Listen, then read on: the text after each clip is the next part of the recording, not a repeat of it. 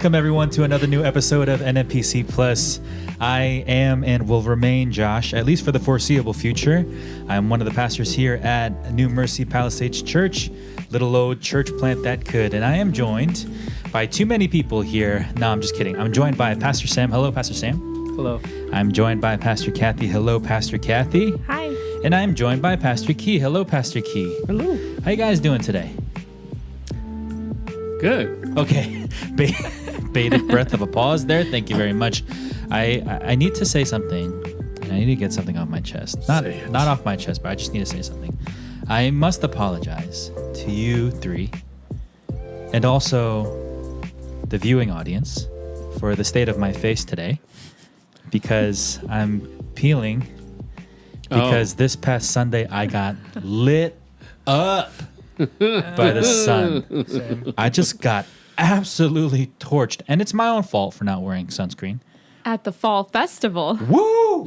Yeah, that was awesome. But yes, I got lit up, but it's all for a good cause because, as Pastor Kathy had alluded to, we had our fall festival this past Sunday. Now, I gotta say, for the 2 months or so that we were planning and we were having meetings and we were reaching out to vendors and doing all this stuff, you know, it was hard to see like the goodness through the trees, so to speak. But once Sunday came around and the event came around, I gotta say, like, I really feel like it was better than we even sort of hoped or imagined that it would be. So I was wondering, Pastor Key, if you could just tell us a little bit about how Sunday was for you. I mean, this started, honestly, like this started from like a small little dream that you had, I feel like. And you just said like, hey, I feel like I want to do this thing called the Fall Festival. And we were all like, what? What is that? But yeah, just share a little bit about the day, how it was for you, and just how you've been processing everything since that day. I mean, it was actually the dream of a congregant. I think I mentioned this on social media. A guy named Andy O. I give him a shout out. He came up to me. He's like, "Hey," because we used to do cold brew socials, ice cream socials. And he was like, "Why don't we just do a apple cider donut social or something like that?" I said, "Like, that's a great idea." And then I was like, "Let's make it a little bit bigger." And Andy ended up being on the steering committee of the planning team. You mean to tell me that all of this hard work was his fault? So I mention this story all the time, and he gets kind of bothered because he's like, "Pastor Key, look, I did not envision what you made it into, this monstrosity." But yeah, it was fantastic. I had such a good time. Probably obviously we were praying really hard that people would come and have a great time, and that there'd be people who were, maybe not of the faith, right? And that was a big part of the prayers. But I think probably at the same level, or if not more, the prayer was about the weather. And it hit me that we had planned this event right in the middle of hurricane season, and it rains kind of on a weekly clip. And so the pattern that was hitting us is like weekend rain. I'm like, oh my God, this was a bad decision. So we prayed so hard, and the rain stopped on Saturday, and it went blazing sun Sunday. It felt not like fall, actually, though there was a cool breeze. No, absolutely. Yeah. It felt like fall. The sun was coming down straight, but there was a cool breeze. It was a really sort of weird mix of a day. Yeah. There were some people.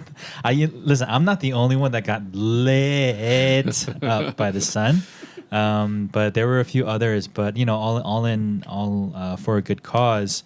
I wondered for you, Pastor Sam, Pastor Kathy, this is your kind of first big event with our community. And probably seeing our community like that is maybe, I don't know. I don't know if it's eye-opening to you guys at all. I don't know if it was shocking.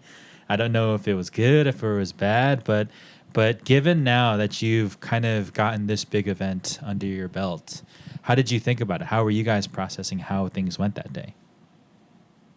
Anyone at all, please. Sure. Don't be shy. Yeah, I'll start. Yeah, it was fun. I also got quote lit up unquote. I put on sunblock or sunscreen, but I never went under the tent, so that's my mistake. Mm. But it seemed smaller than it actually was. We did the count and it was like 300 people. Yeah. Is that right? That is just insane to me. It could be that a good number of them were really small people. It's true. So it seems less. Are you what? referring to children? Is that what you're calling Or children? Anyway, Yeah. And they were occupying the bouncy house yeah. for the most part. So they were, yeah. Or painting pumpkins.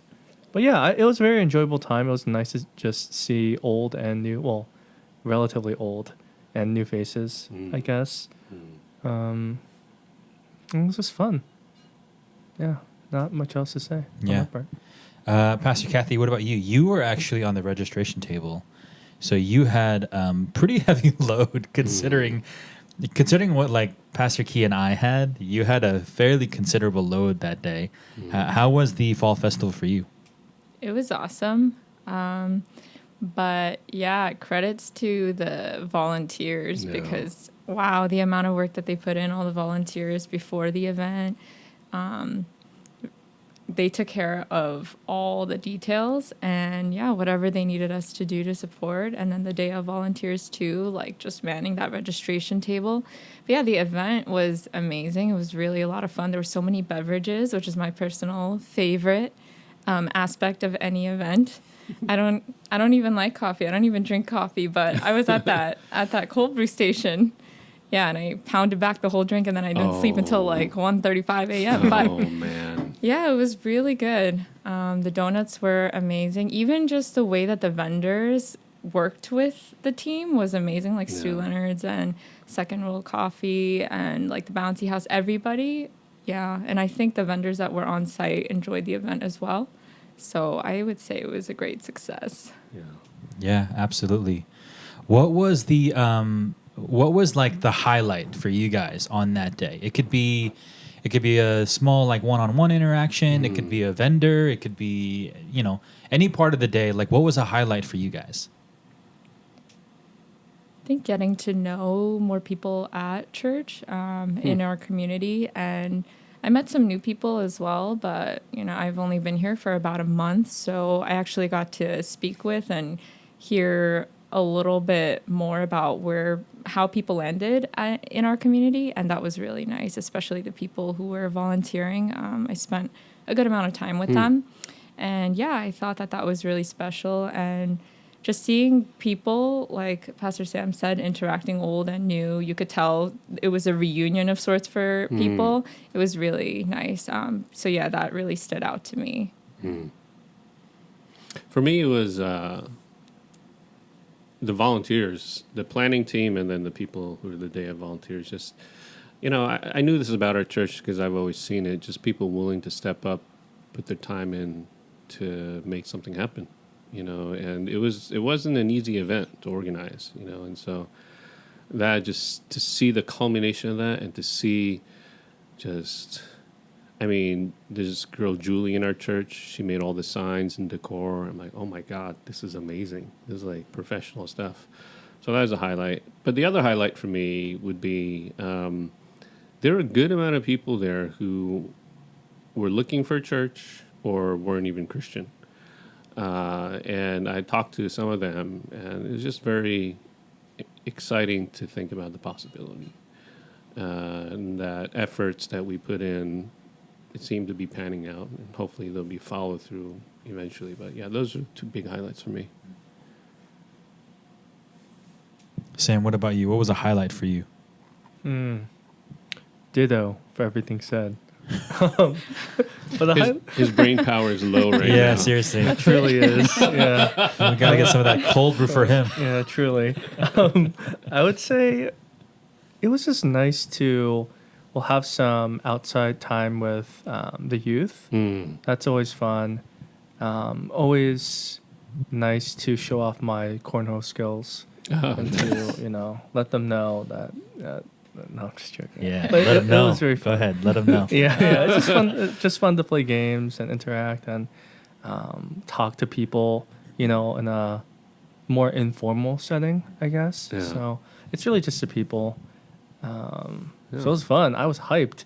We came back home, and Julie was like wiped. She just wanted to go to bed, and I was amped. I was ready to hang out for the rest of the day. That's so interesting. So that's where I was at least. Wait, are you an E? I don't know. I think I teeter back and forth, but Huh. Julie thinks I'm a hard E, but I don't think so. Wow. E's never feel like they are E's. Yeah, I guess. They Eyes never- definitely know their eyes. Yeah. Yeah. It's changed. I would say, yeah, I was an I before, maybe. Mm. I'm not sure. Yeah. But, I don't know, church events are different, I guess. Yeah. Yeah.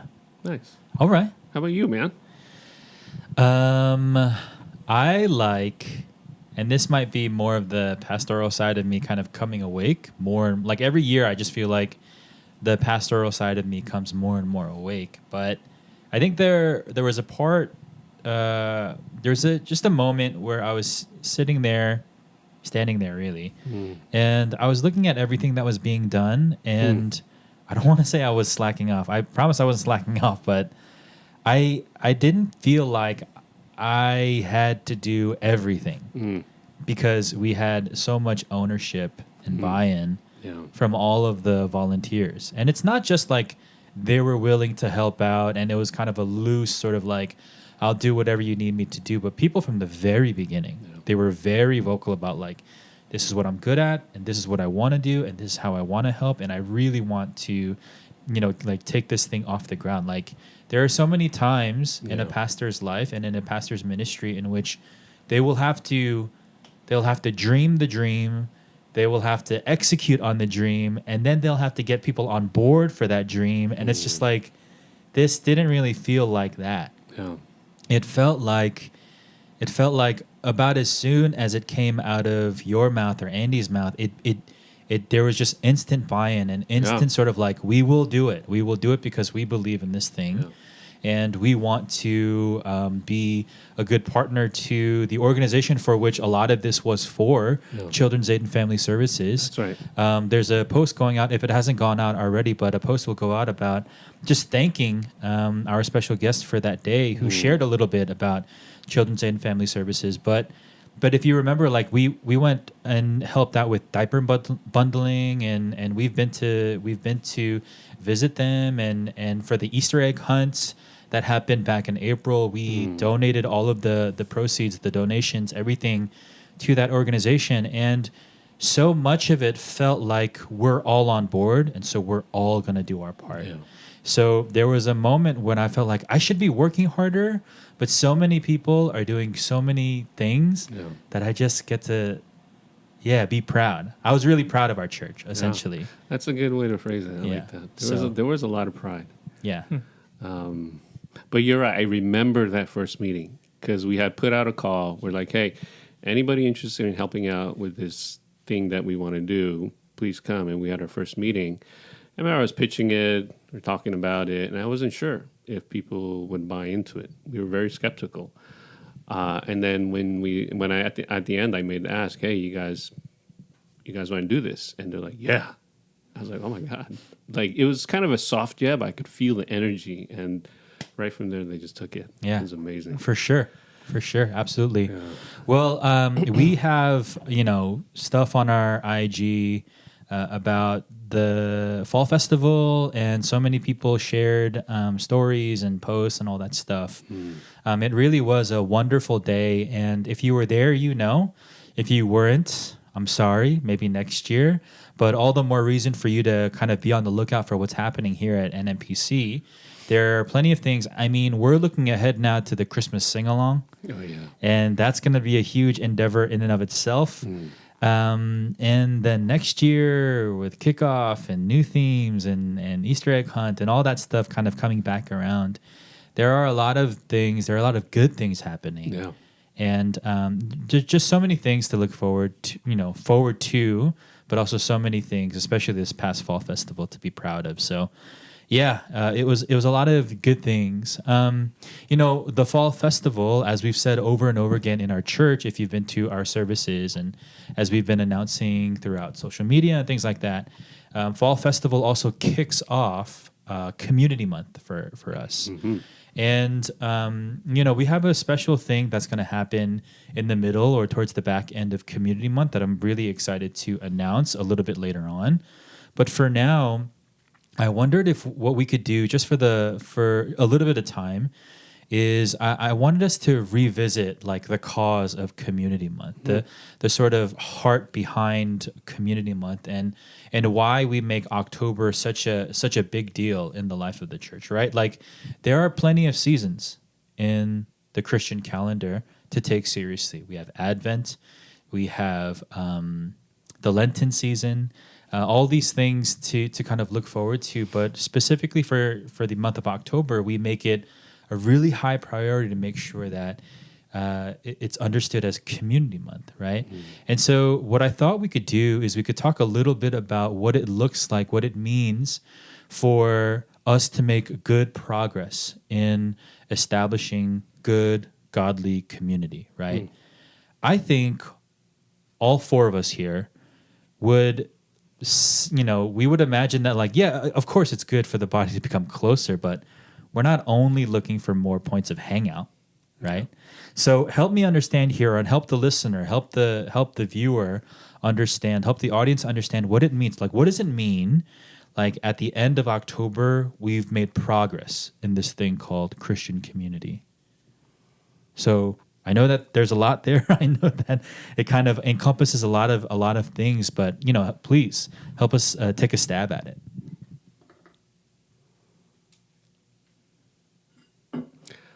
I mean, I gave a sermon on it, so I didn't want to really say anything. Well, just a few words then. Okay. Not a whole sermon. So, Community Month is basically, look, every month should be Community Month at a church, right? But the reality is sometimes you need to put it under a magnifying glass to give it a little bit more attention. And so the month of October is really us looking at our community and trying to find ways of giving it a tune-up, basically, right? Now, there is an element of just, fellowship and all that stuff, building, just energy around the community through events and connections and things like that. But theologically, we look down. And so the guiding theme for this year is Come Awake. And awake is an acronym, and to the words activated and engaged, we want to look at what does an activated and engaged community look like, or church look like. And we're looking at the book of Acts, and we're trying to apply that to ourselves. Hey, how do we as New Mercy Palisades become an activated and engaged community? I think we are, but there's areas that we can obviously shore up. And the first week we looked at prayer, and this upcoming we're going to look at something else. But that's basically kind of the skinny of what we're trying to do. Did that give you guys enough time to think about how to respond? I mean, another way to think about it, right, is like another way to think about it is, what does community mean to you? Not just like friendship or Christian friendship, but like having a community to lean on, to turn to, all that stuff, or to be a part of. Like, what does it mean to you, and how does it tie into like your faith, your spirituality, like this God that we believe in? Like, what does community mean to you?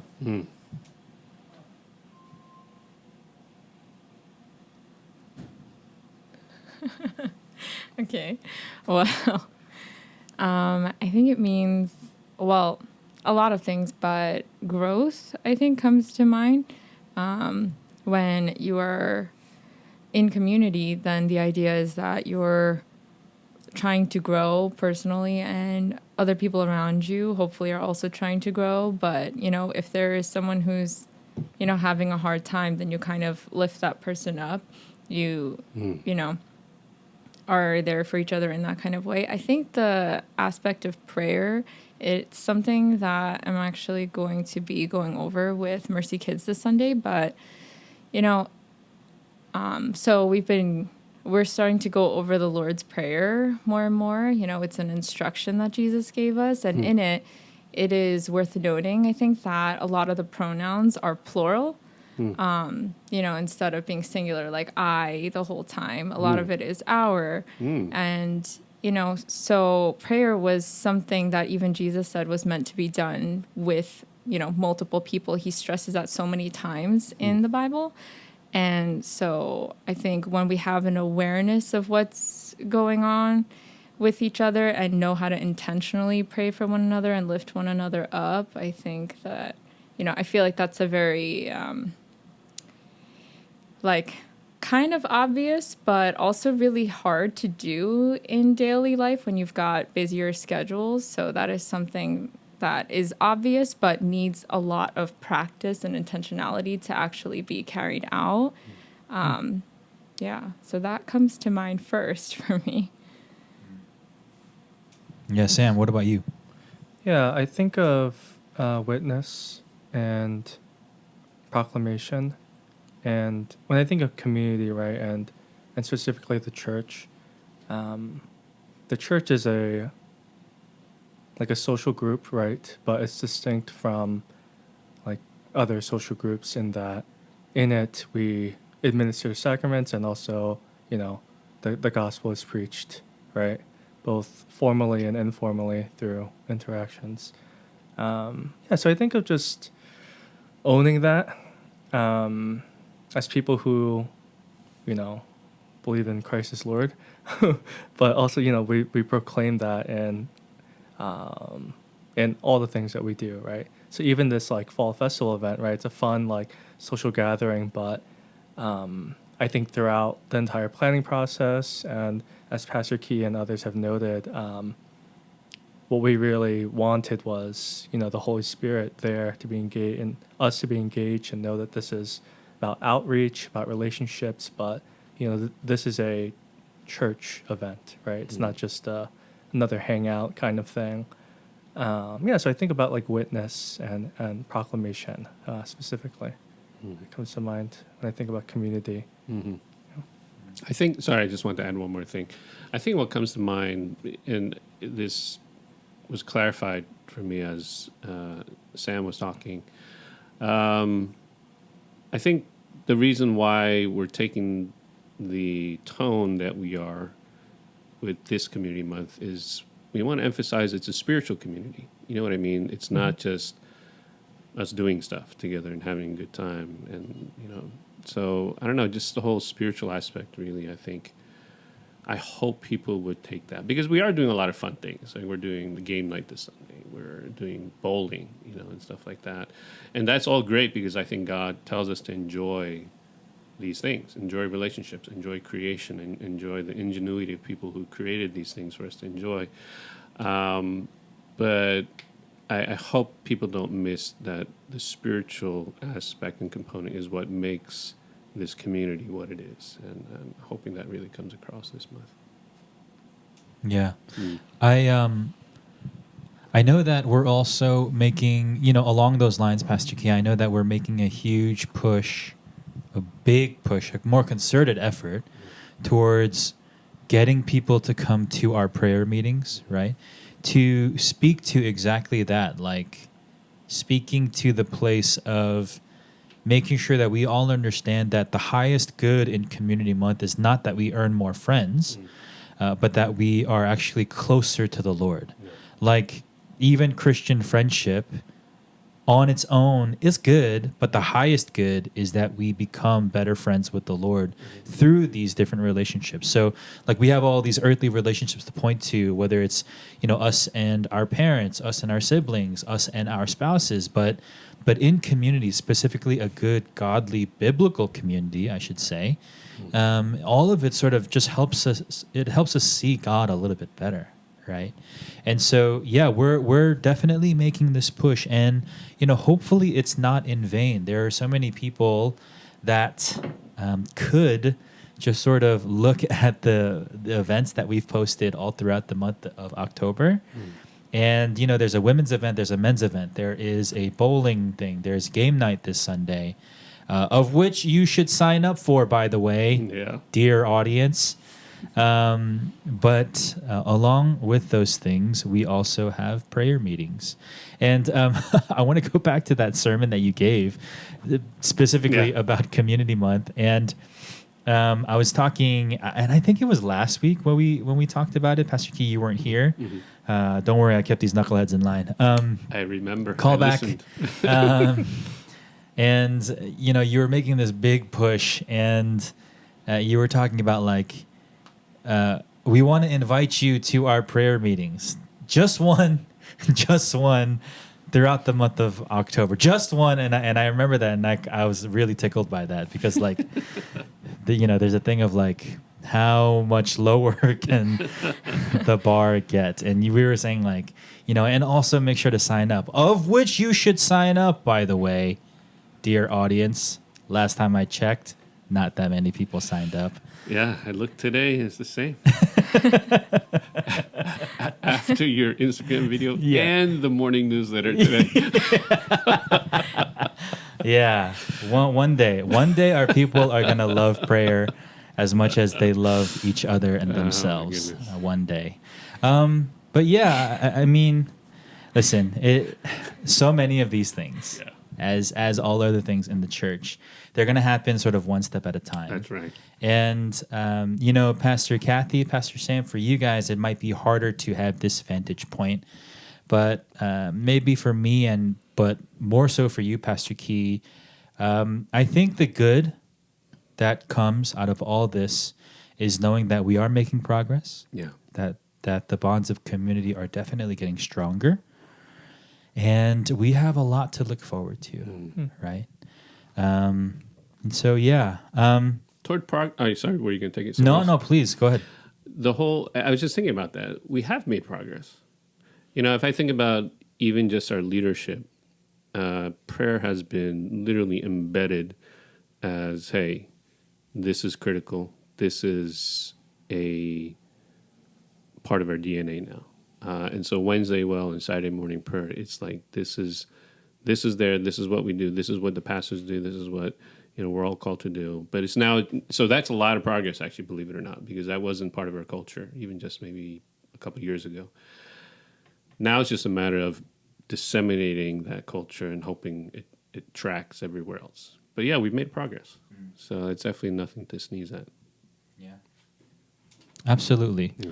And what an exciting time for our church, for all the progress that will continue to be made. Amen. We're actually going to take a break now. And when we come back, the audience, the listener, the person watching on YouTube, you're actually going to have a bit of a treat because we're launching a new podcast here under the umbrella of New Mercy Palisades Church and NMPC Plus. This is something that was birthed out of a conversation between two of the sisters in our community, who they had a dream about maybe doing something a little bit more than just coming to church, having a little bit of fellowship, and then going home and then kind of rinse and repeating that process. They had this idea of establishing a conversation in the church that doesn't happen often, that doesn't happen in a lot of other spheres and places. And so we're going to take a break. And when we come back, there are two things that are going to happen. We're going to introduce the podcast in the next segment with the two sisters. And then at the very end, we're going to include a preview episode of this episodic podcast. Now, the way that it's different, in a few ways it's different, but one big way that it's different is that NMPC Plus is an ongoing weekly podcast, and we go until I get tired and I decide that we need a break.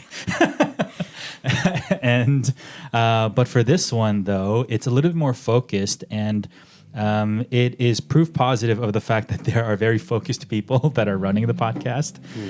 But it's a little bit more focused into 6 episodic episodes that cover a very specific range of topics. So, dear audience member, you are not going to want to miss out on what is coming down the pipeline. You don't want to miss out on the preview episode. You don't want to miss out on anything. So, we're going to take a break, and when we come back, there's that new podcast coming to you. Alrighty. Amen. Thank you, guys.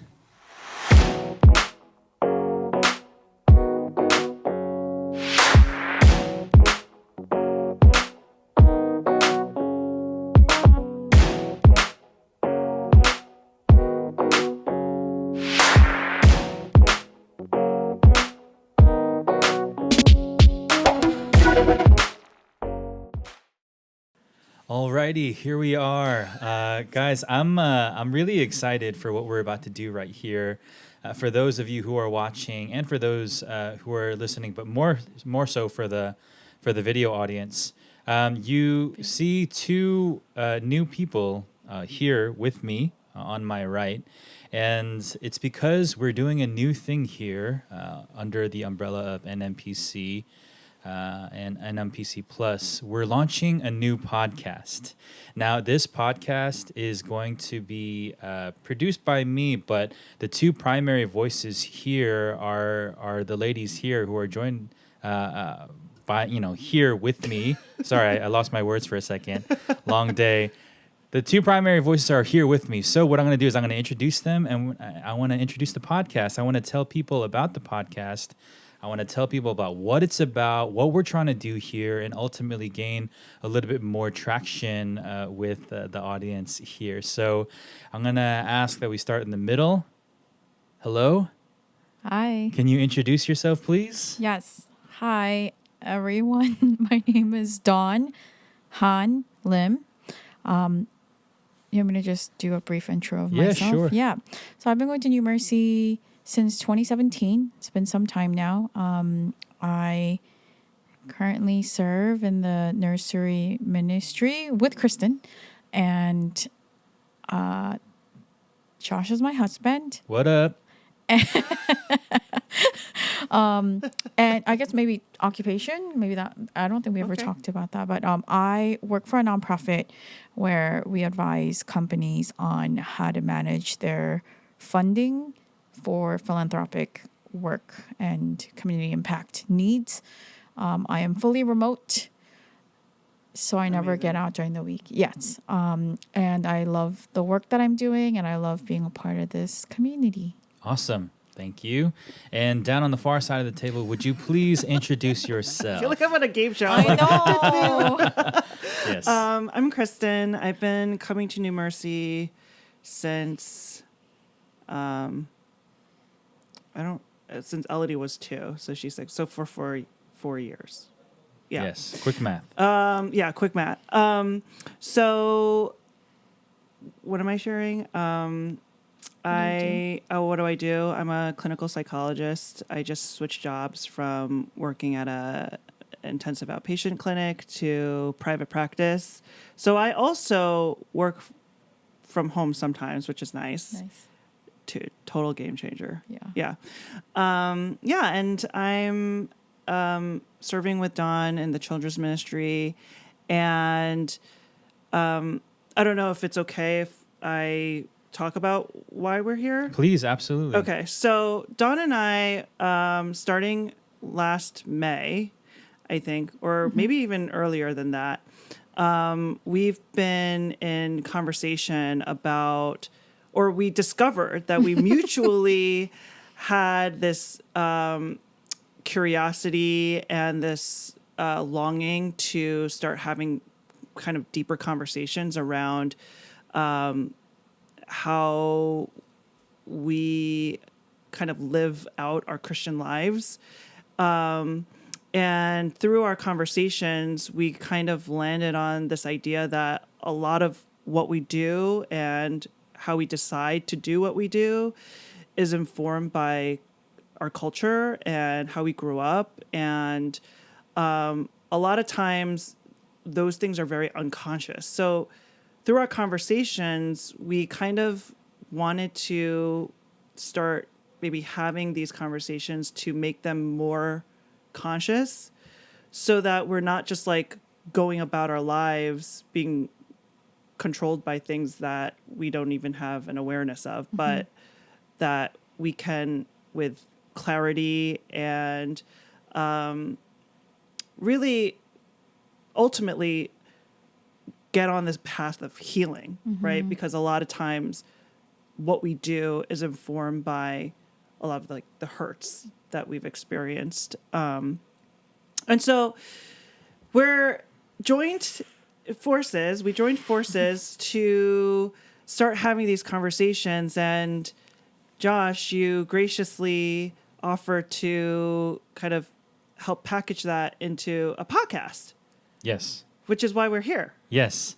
Yes, I did. To give a little bit more, I don't want to oversell myself here because I think it's important to remember that what you guys had originally been talking about in your conversations was a lot larger than a mere podcast. What you guys wanted to do, if I may be so bold and kind of unveil a little bit, is what you guys wanted to do was I think the word fireside chat was used a lot. Yes. Yes. And essentially, Kristen and Dawn, you wanted to support Kristen in this effort was you wanted to, just like you said, have these conversations that were a little bit deeper than, oh, I'm doing well and I'm praying and I'm reading my Bible. Yeah. But it's the sort of nitty gritty of like, listen, all of us, especially us, who we walk around this earth trying to navigate our Christianity and our culture and our family and all this stuff. And so like there people are walking around with these questions and wanting to have these conversations that not a lot of churches are doing, right? And so what you guys wanted to do was like this larger venture, which I still believe in, and hopefully we're going to get there one day, right? But this larger venture of like having people have a place to have those conversations. Yes. And so where I inserted myself was Dawn was having these conversations with you, Kristen, and honestly, like she was getting real amped up and jazzed up about the conversations about and what you guys were talking about and sort of the effects and like what's the long-term vision here? What could this mean for the church? And I just said like, hey, you know, we do this thing called NMPC Plus, and it's been really nice. Have you heard of it? Yeah. It's been really nice to have another voice for our people to be able to process and just have another voice, right? Another touch point other than Sunday and Wednesdays and Saturday mornings. And so what I came with was just a small offer of like, hey, why don't we put these conversations down? And as we put these conversations down on tape, so to speak, as people listen, then it primes them to maybe want to have similar conversations in person with someone like you, Kristen, and someone like you, Dawn, right? Who's, you know, like you guys aren't pastors, but you still have so much to offer to the person that's willing. Josh. Yeah, of course. To the person that's willing to have these conversations with you. So that's really all this is. You know, we just got done, by the way. We had a fantastic conversation with a guest. I'll be a little bit secretive. You won't be surprised by who it is. We just had a fantastic conversation, and we've been having fantastic conversations with wonderful people. And so, yeah, I just wanted to introduce this. I wanted to do a little bit of a preview for sort of what's to come. We're kind of looking towards like mid-October, maybe if we push it a little bit like late October, but I don't want us to go past October without at least releasing one, right? And so directly after this little segment here, I'm going to tack on a preview, an audio preview of what's to come. This is like our first sort of getting our beaks wet with what it is called podcasting. And the two of them here are so absolutely furious at me for wanting to put this out into the world. But what you guys, I think you know it, but maybe some other things are getting in the way.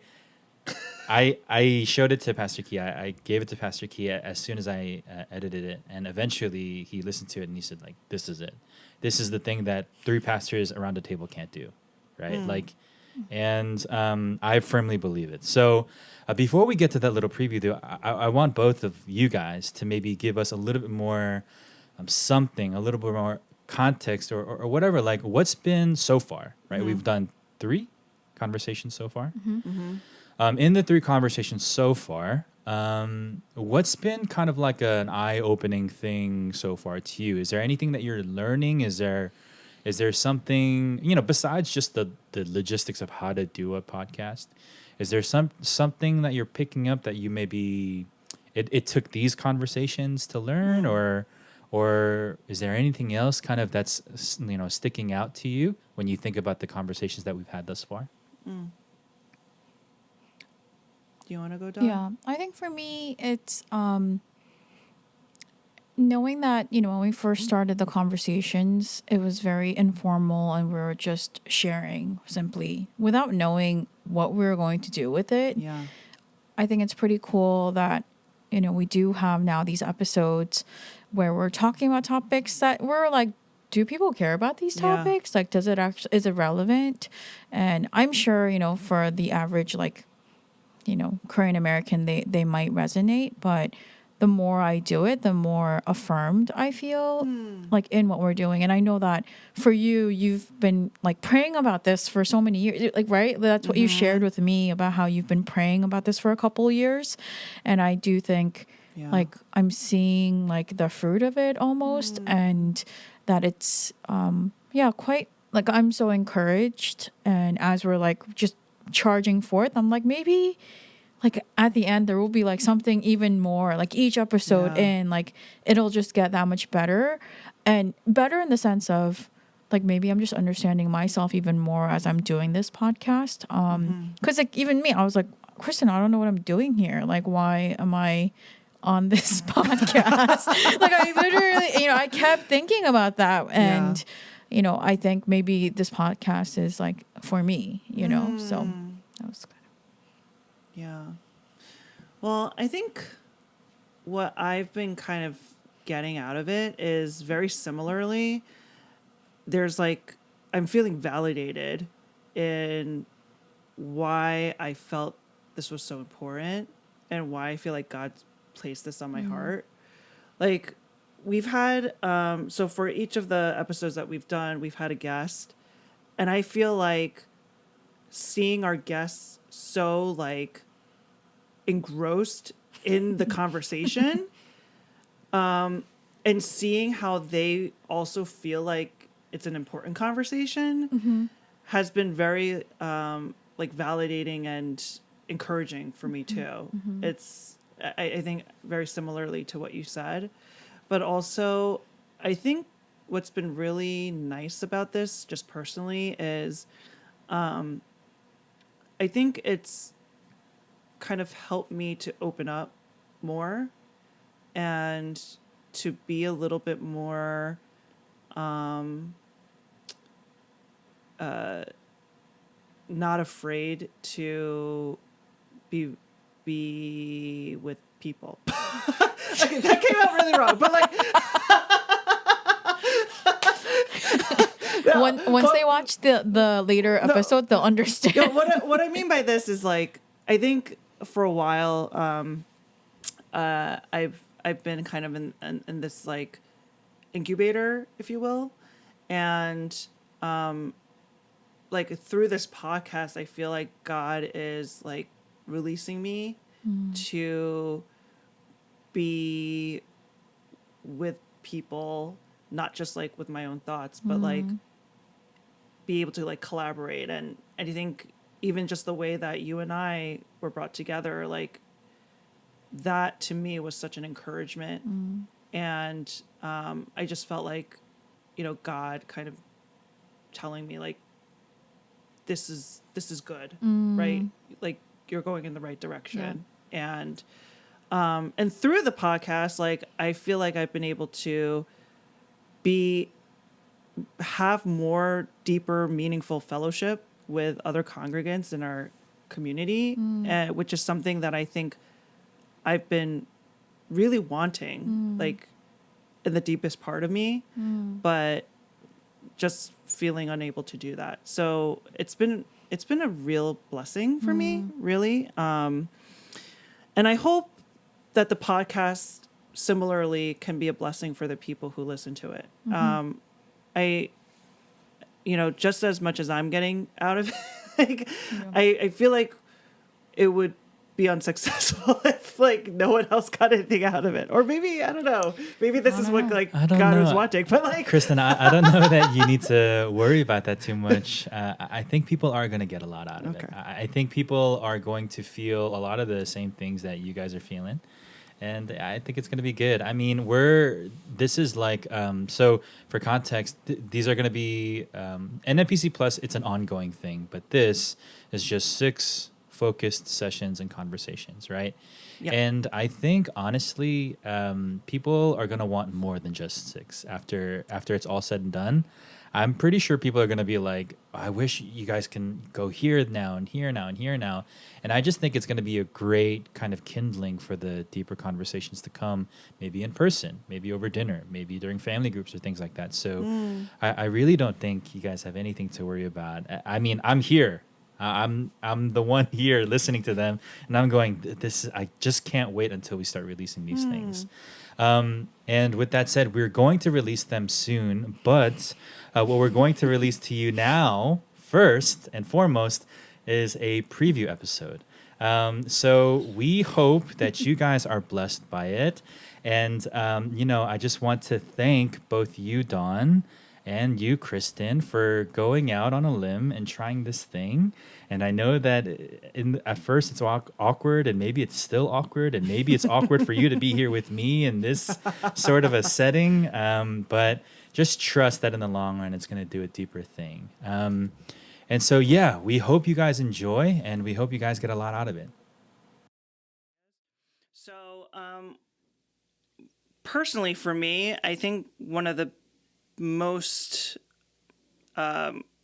glaring areas of need for me is just in family relationships. And I also think it's one of the most obvious places where culture is at the forefront, right? Just because, for me, I grew up in a Korean immigrant household. My parents came here in the 70s.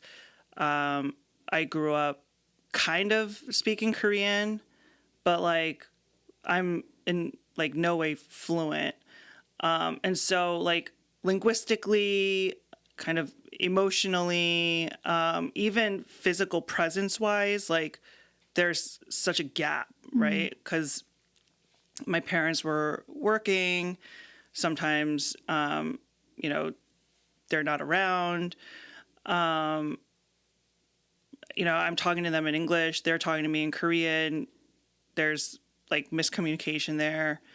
And, I think culturally, Korean culture, as fiery as it is, I think it's also very closed off. It's very hard, at least in my family. I don't know what it was like for you. And Don, maybe you can jump in, but it was really hard. I never heard my parents talk about how they were genuinely feeling about things. Yes. Unless it was pissed off and generally directed towards me. Right? I never really heard them say things like, oh, I'm worried about blah, blah, or, I'm just, I'm kind of upset about this. If they did say that, it was in a really volatile, angry manner, and again, directed towards me. So Right. It's anger was the baseline feeling. yeah. So it's I'm not necessarily really learning from them what it means to communicate or process emotions in a positive way, right?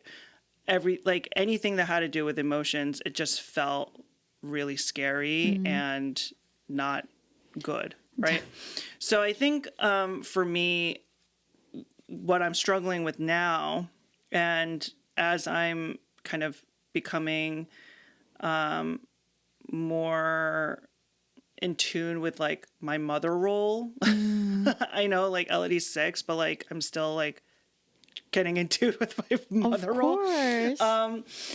I think for me, it's really hard for me to figure out a way to also communicate well my emotions with my mother.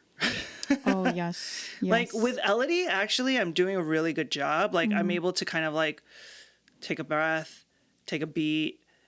I'm able to be very patient, and I'm I can kind of stop my worst impulses. But with my mother, oh my God, it's like she can do like the smallest thing, and I'm like, like literally like going off. Of course. But I also think like it's affected the way I even relate to like George, my husband, and also even like my sister. Like, and I think a lot of that has to do with even just thinking about like roles, like how I view my role, which I think has a lot of like cultural connotations too.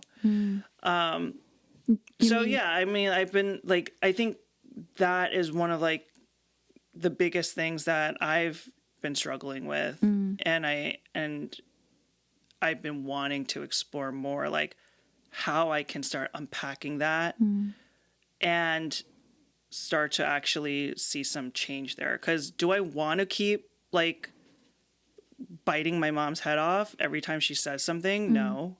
Like, do I want to keep like avoiding conflict with George? No. Like, you know, as a psychologist, I know all of those things are not good behaviors, right? But it's so hard to change it. Yeah, without like the practical know-how. Yeah. Yeah, I actually love that we're starting with family relationships because, of course, like it's the first culture in which we're birthed, right? We're surrounded, we're born into it, and it's our first interaction with any type of culture. So when I hear people, you know, just casually say, like, of course, your family upbringing will affect like your future family and all of your relationships.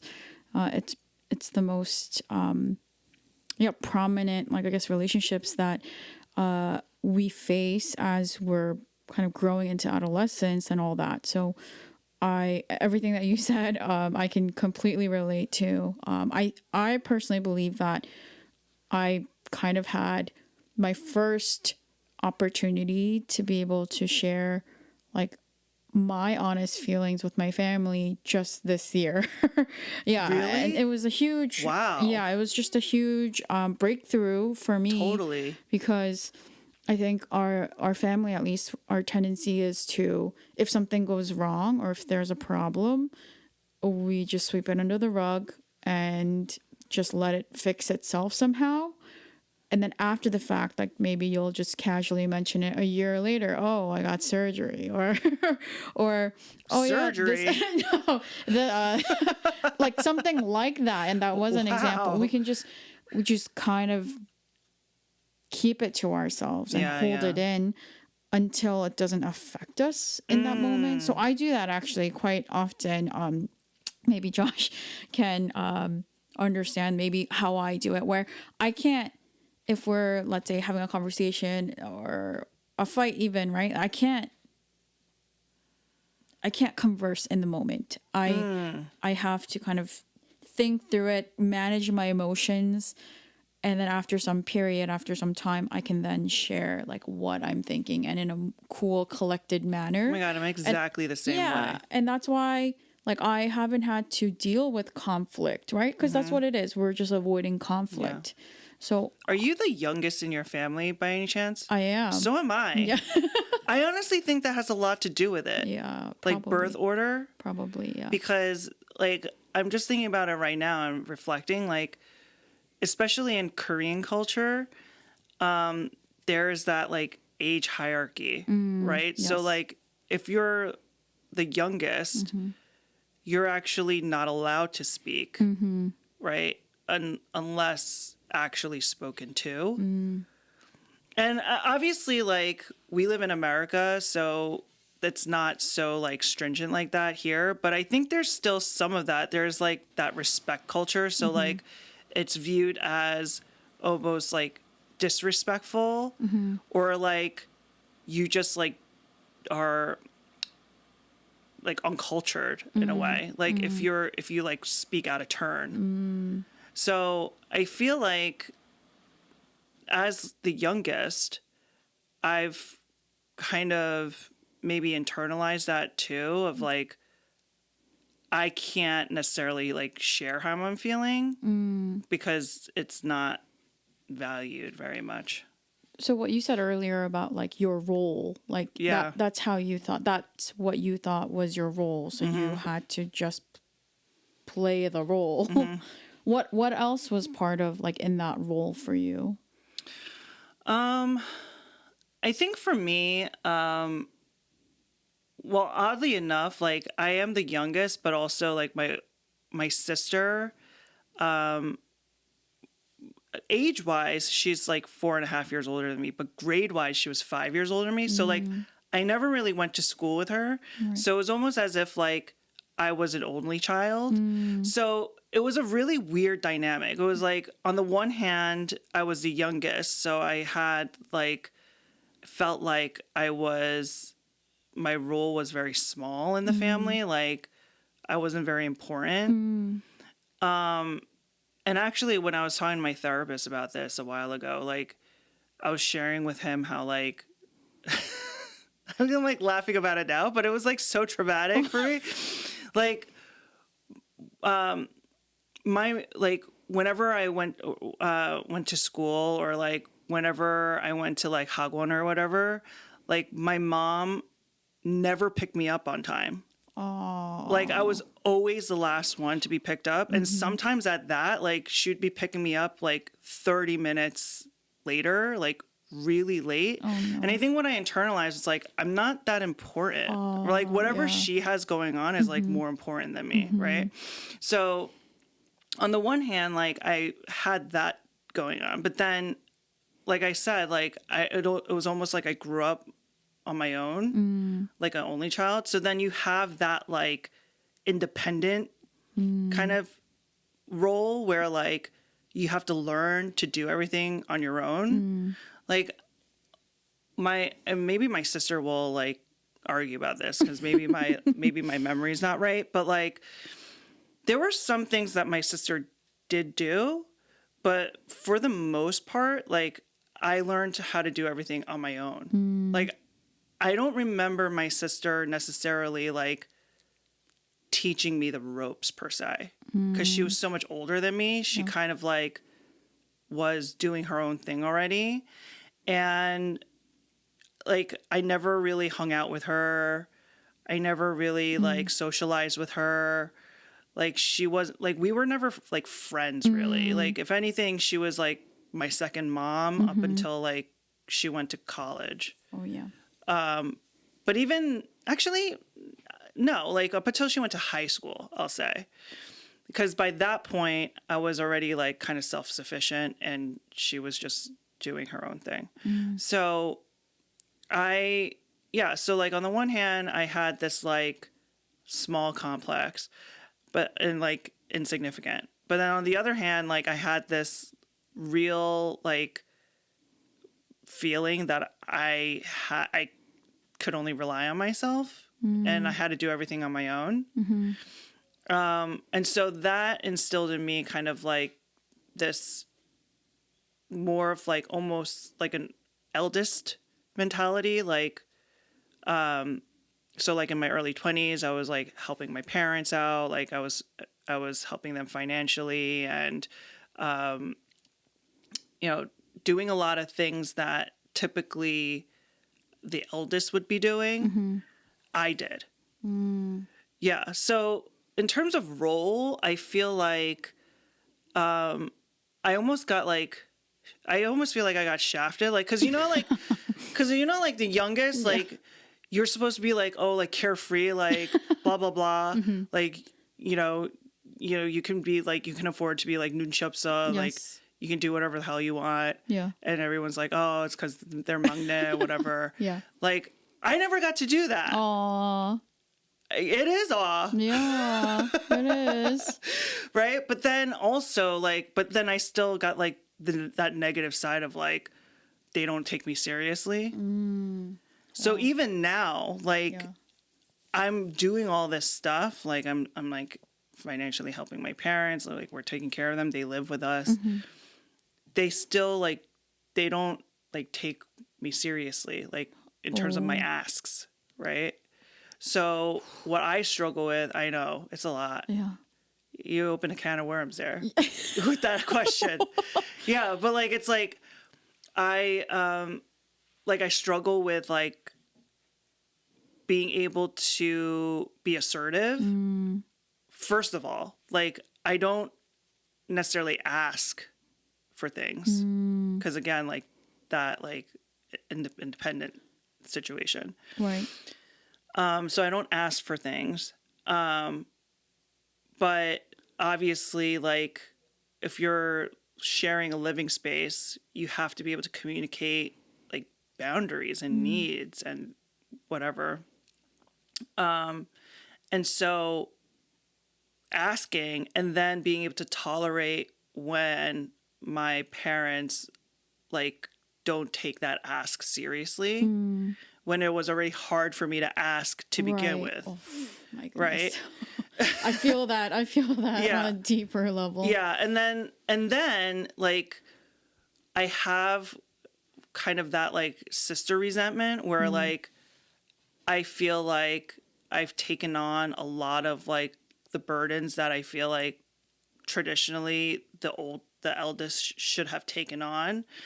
And granted, as I'm saying this, like I'm realizing like that's probably not great either and like we could probably talk about that for a while. But like just for me, I think as the younger sister, like feeling like I can't depend on her or like she's like not contributing to the family. Right.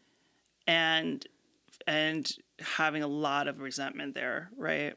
Right. Something that could have been shared even. Right. Yeah. But feeling like again, like it's hard for me to ask. But when I do ask, it's like I feel like it falls on deaf ears a little bit, you know? Oh man, that's so frustrating. Yeah. I think I can relate to some extent. Well, I'm among them. I'm the youngest, and I think some of the experience that you were saying, I think yes, carefree. I was carefree, like so much so I'm sure there was some resentment on my sister's side of like how carefree I was growing up. But as we got older, I do think like, you know, she got married and started her own family. And since she's 3 years older than me, it kind of got like passed on where it's like, all right, Dawn, you're old enough now. Like you can like handle this. So there was definitely like a clearer transfer of role, like responsibilities on my end. And I think in some ways my sister was trying to train me to get me ready. But I did say, for me, the way that I view my role in the family is that like my sister was the one that was always just so good at providing and like, you know, whatever we needed, right? Like let's say financially, and just whatever physical things that we needed, she had the lifestyle to be able to afford these things that I just couldn't, especially when I was younger. But now we're at a point where, and this has always been me. I wanted to provide for like an emotional support for like my mom and my family in a way that like my sister didn't and maybe couldn't. I don't know, right? But I felt that this thing that I was doing, you can't put a price to it, right? Like, how do you even quantify like what the value is there? But I did feel that I supported my family in that way. And to me, that was like the most important. Maybe in some ways it's because I wanted to be supported in that way, but I never got that. So I do feel that like my relationship with God it imploded with emotions when I started walking with God, like in college, because prior to that, I was so stoic. Like my family thought I was a robot. Like I did not show emotion, very stolid. But then I think I really do believe that I erupted with emotions as soon as I just like found like God's love for me and like how like precious I was, right? That Jesus would die on the cross for me. And after that, it was like, oh my gosh, Dawn's so sensitive, you know, because I just like couldn't contain it. So I felt like I seriously went from like darkness into light, and I live that. And ironically, my name is Dawn too, right? And I Oh just, my God. that always kind of like stuck with me a Yeah. lot, where I was like, oh man, it's like that breaking point where like darkness into light. I felt that I was living it, and so I think my role, quite honestly, I wanted to like talk with my mom and like understand like who she is as a person, and like seeing how she wants to like live out her life, like what does she want to do, and learn about her story almost. So Yeah. by the end, I think even just in the last 5 years, like there were things where I was like, oh yeah, that makes sense. Like it gave me a better understanding of maybe the way that she was, because I understood her story a little bit better. So like, she's the oldest of, 6 to 7 children, and she's always been kind of on her own. She never really had a lot of friends to begin with. So I think to me, it gave me some solace that like, oh, she's not just antisocial for no reason. Like she enjoys this because she's been like this all her life, not because of our circumstances, Yeah. all that. Because sometimes without knowing her story, I would just think like, why do you just rely on me to like talk to you? Well, how come you don't have any friends? I used to kind of question it that way. But once I had that backstory, I was like, oh, okay, so you're happy? Like, okay, so I don't have to try to make you happy. Oh, because you were interpreting her using you as like a sounding board, as like A companion. yeah, like relying on you for emotional support. Yes. Whereas for her, it was just like, you're my daughter, so I enjoy your company. Yes. I don't necessarily enjoy anyone else. Yes. But, Okay. in my own Yeah, head, yeah. I was like, oh, I have to eat dinner with her every day.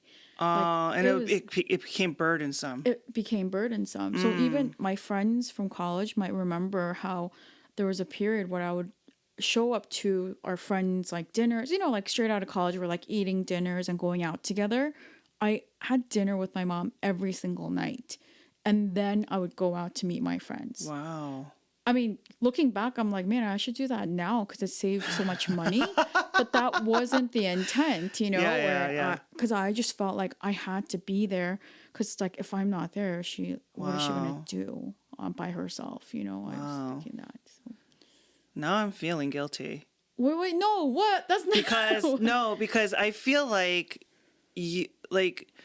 for you, maybe you were doing it out of like duty, but what I'm hearing is you have a really good tolerance and capacity to contain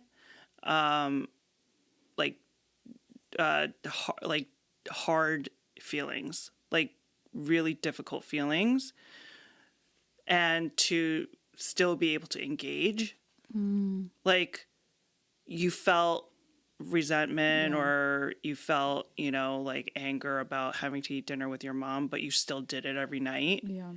And I'm like, were you like fighting every dinner? Or like, it's just like casual conversation? No, those conversations are like, it's through those conversations that I learned about her life and like asking her these questions. Yeah. See, so for me, what I'm hearing is, despite you feeling these really hard feelings, you were able to tolerate it enough so that you can still stay present in the moment and talk to your mom in a like healthy way. I honestly still cannot talk to my mom like that. It's really hard for me. I feel like every time I talk to my mom, I become really unhinged. Like, Yeah. all the frustration, Yeah. I don't know how to tolerate that. So then it just comes out as like snapping. Oh. Yes. But it's like every time. Like I've been praying about this, quite honestly. Like I want to be able to have that moment of like connection with my mom. But like I think there's a couple factors here. One, personality wise, we're so different. So that right there makes it a little bit hard, just from like a personal, like person to person standpoint. But then I think what's makes it hardest is that, after like trying to have conversations with my mom, you know, and and feeling like she's not actually hearing me, it makes you want to give up and not want to attempt to try to have those conversations anymore. Because it's like, why bother? It's like that learned helplessness. Right. So then now I not only have kind of that feeling of like, she doesn't really take what I say seriously anyway. So why bother?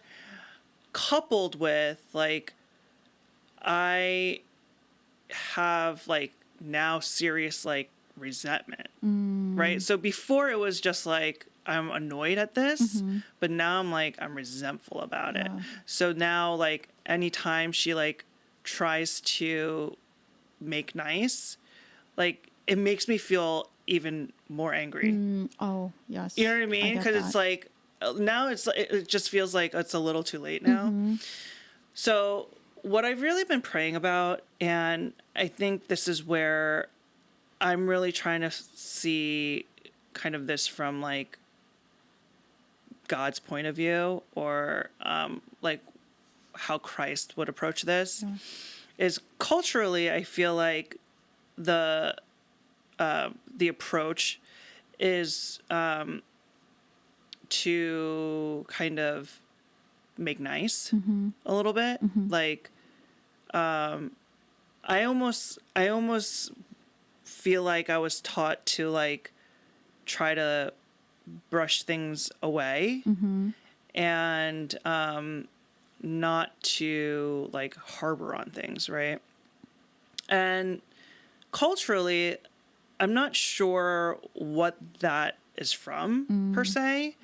I think part of it is like this tendency to not focus on the emotional content of things, but to focus on like the functionality of things. I think there's a really big like immigrant factor there, right? Like you can't focus on how hard this feels. You just have to focus on like the end result, right? So like forget about how you felt, just like make it better, right? So I think there's part of that. But then I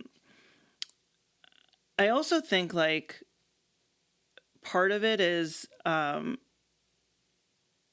culturally,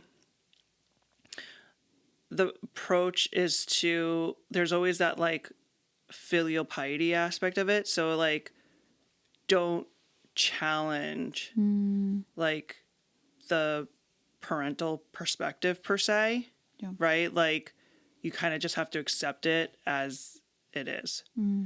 But for me, like when I think about it from the perspective of Jesus, like I feel like that's not necessarily the best solution, right? Like to just ignore how things have been. I don't think that's healthy. And even just from like my own training as a psychologist, like I know that that's not healthy. Like the only way to get to where you want to be is through it, right? Like you got to kind of work your way through the material.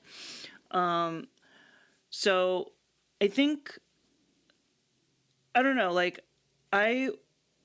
what I feel like God calling me to do is to be able to, it's almost like dialectics, right? So like dialectics is the concept that two opposite things or two things that seem opposite or seemingly opposite can exist at the same time.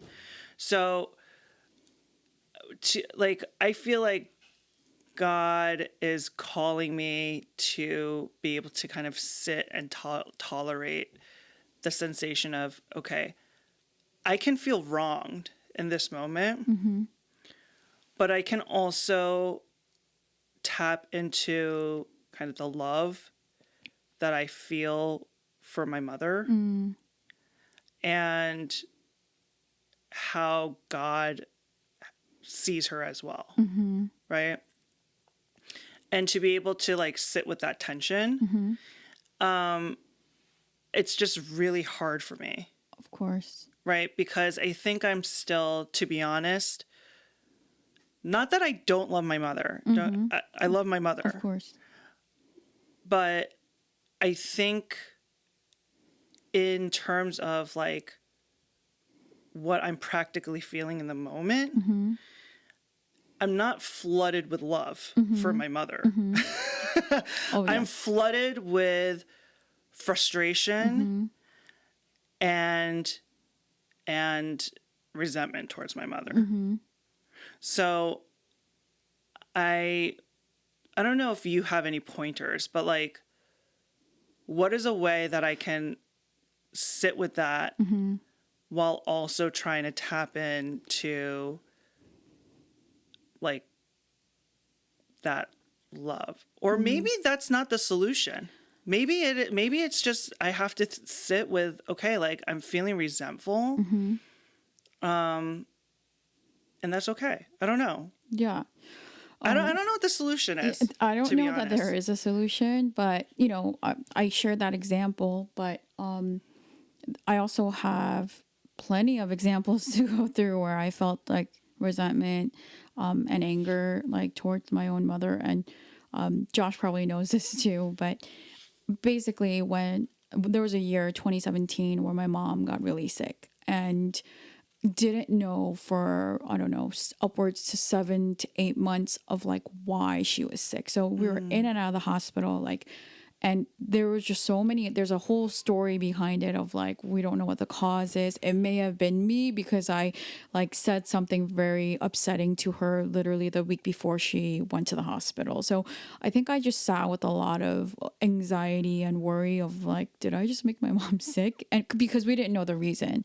But because I went through this hellish year after that, I think I was wrestling with like, and people will kind of talk to me as I'm trying to talk. Actually, I didn't even want to talk. That second year, I was so emotionless. I was so burnt out. So I did not want to talk about anything emotional because I was just in this state of numbness. But thankfully, my mom was fine. So even then she was, recovering. She just got surgery that year and we were kind of moving past it. But because I was still in this state, I didn't know what to do. And people sometimes would ask like, oh, are you mad at God? It's like, that was a question. And I was like, no, I don't think so. It just happened. But that was a time where I was serving like crazy at my old church. So I think after some time, in hindsight, I probably did think like, God, I did all of these things for you and still you let my mom get sick. Like I definitely probably had those thoughts like run through my mind during that year. But now for some reason, I think I also had to wrestle with like, am I mad at my mom for getting sick? I know, so sounds crazy, but I think there was a point where I just thought like, don't you ever do that to me again. Because, here we are trying to like support her and make sure that she goes to all of her appointments and, eat healthy foods and maintain, her diabetes and like all these like health conditions and whatnot. Right. And was she a good patient? Yeah, she was. Like she actually like followed through with all the stuff? Most of it, but also, she thinks she's a doctor and she might see that's the frustrating part, right? It's like if you're gonna ask me to take care of you, then let me do it and just listen. So I think now whenever it's triggering for me that if she gets sick, I get angry. Like I'll be like, why? And I'm now like I've never really expressed a lot of anger in my life because one, we never really talked about our issues. So everything was just like swept under the rug, as I said before. And now if something goes wrong or she's hurt, she falls, I immediately like am so angry. And I realize that has also translated into like my relationship with Josh, where for some reason when he's sick, I'm just like, why? Pissed like, off? It's not even like out of love or comfort. I'm trying to, I mean, I'll still like, I think try to do things to make him feel better, but my tone is like, oh, you're sick. It's terrible. I feel bad. And I think Josh knows that now that I kind of immediately jump to that. And I think so much of it has to do with my experience with my mom. So that's something that I have become aware of and trying to work through so that I don't get angry at Josh even. Yeah. So You think that has to do with like roles? Like you feel like that's part of your role that you don't want to do anymore? Like the caretaker role? yes. But then I have a sister where it's shared, and for that I'm really grateful because I know I'm not doing it on my own. Because if I had to do it on my own like you, I think I'd probably lose my mind. Because it's hard, it's a lot, and I think maybe for you have your dad as well, is it? Yeah. For me, it's just like my mom, and that already is a handful. So, and it's shared with my sister who lives like far away, but it's I still know that she's there to support. So that sometimes is like the most comforting part, knowing that someone can support you. Yeah. So. Yeah. Yeah. So, I mean, I don't know if there's any clear answers to any of this, but I think something that I'm trying to do is really trying to locate Jesus in this moment for me. And maybe that's where I need to start. Like, cause I've been thinking about like how I can locate Jesus, like in the interaction, like help me, like help this like interaction with my mother.